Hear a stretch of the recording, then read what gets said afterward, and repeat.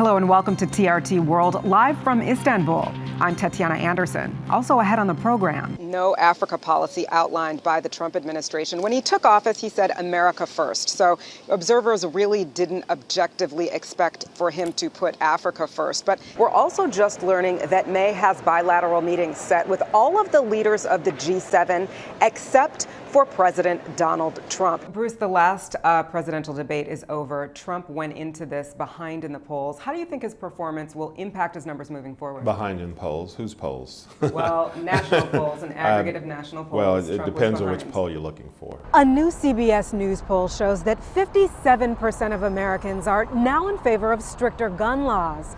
July 15th has now been declared a public holiday. What are we expecting to hear from these politicians?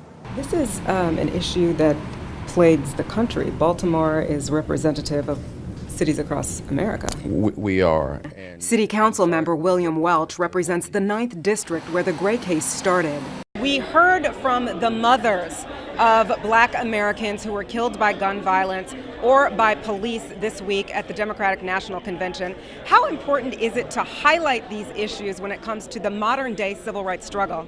It is very, very important.